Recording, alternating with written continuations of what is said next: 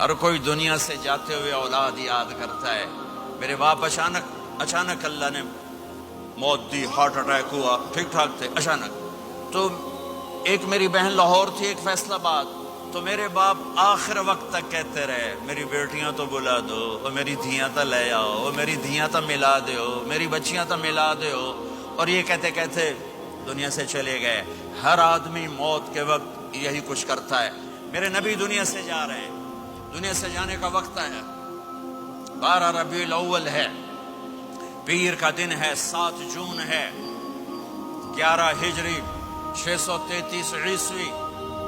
جبریل نے آ کے صبح آپ نے ساری بیگمات کو بلایا، رخصت فرمایا ملاقات کی. بیٹے کو بلایا، کان میں کہا میں جا رہا ہوں. وہ رونے لگی، رو نہیں، سب سے پہلے تیری میری ملاقات ہو گئی. 6 ماہ بعد بیٹی بھی پہنچ گئی باپ کے پاس. پھر داماد کو بلایا، ان کا سر اپنی گود میں رکھا، کمر پہ ہاتھ پھیرا، دعا دی، رخصت فرمایا. آخر میں اپنی آنکھوں کی ٹھنڈک کو بلایا. کون؟ حسن اور حسین. کہ میری آنکھوں کی ٹھنڈک حسن اور حسین، میرے جنت کے پھول حسن اور حسین. یوں لیا اور ساتھی آنسو ٹپ ٹپ ٹپ ٹپ ٹپ ٹپ. بیویوں کو جدا کیا، آنسو نہیں. بیٹی کو جدا کیا، آنسو نہیں. داماد کو جدا کیا، آنسو نہیں. جب بچوں کو جدا کرنے لگے تو یوں آنسو.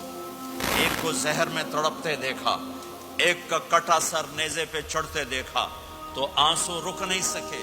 دعا نہیں کی، ہاتھ نہیں اٹھائے، اللہ کی تقدیر کے سپرد کر دیا. اولاد کو ذبح ہونے کے لیے تیار کر لیا کہ کل میری امت اولاد کے پیچھے جھوٹ نہ بولے، رشوت نہ لے، حرام کاروبار نہ چلائے، دھوکہ نہ دے، فراڈ نہ کرے. بچوں کو کہاں سے کھلائیں، بچوں کو کہاں سے پلائیں؟ کہ یہ میرا حسین کا سر کٹ کے نیزے پر چڑھا ہوا ہے. جب سب چلے گئے تو جبریل آ گئے. آپ نے فرمایا کیا ہوا؟ خاموش کھڑے تھے. کہ موت کا فرشتہ دروازے پر ہے، اندر آنے کی اجازت چاہتا ہے. اپنے نبی کا مقام دیکھو، موت بھی پوچھ کے آتی ہے. آپ نے کہا آ جائے. آپ کی اجازت پر ملک الموت اندر آئے. اسرائیل کا السلام علیکہ یا رسول اللہ. کہنے لگا آپ پہلی ہستی ہیں، میں سلام کر رہا ہوں، میں نے کبھی کسی کو سلام نہیں کیا.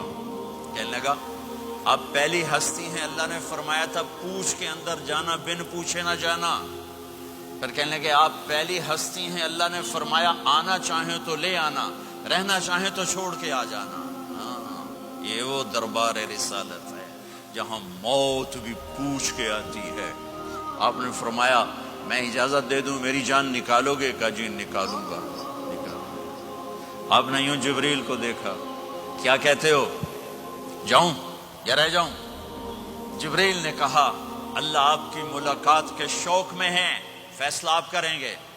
ہاں یہ بات سنانا چاہتا تھا اگلی. آپ نے کہا اچھا جاؤ، پہلے اللہ سے پوچھ کے آؤ میرے بعد میری امت کے ساتھ کیا کرے. میرے بچوں کے ساتھ یہ ساری مائیں، میرے بچے میرے بچے میرے بچے میرے بچے.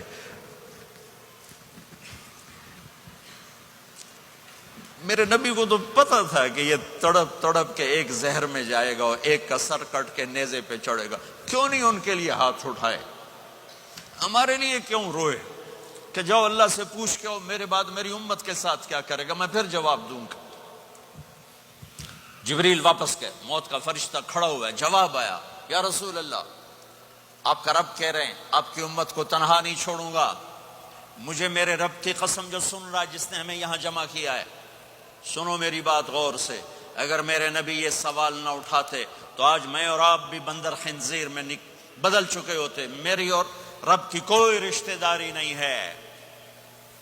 اس امت نے وہ سب کچھ کر دیا جو پہلی امتوں نے کیا، لیکن کون ہے جس نے عذابوں کو روکا ہوا؟ وہ میرے نبی کے آنسو، میرے نبی کی آہیں، میرے نبی کی دعائیں، میرے نبی کی فریادیں، میرے نبی کی تڑپ، میرے نبی کا رونا، میرے نبی کا پیٹ پہ پتھر باندھنا.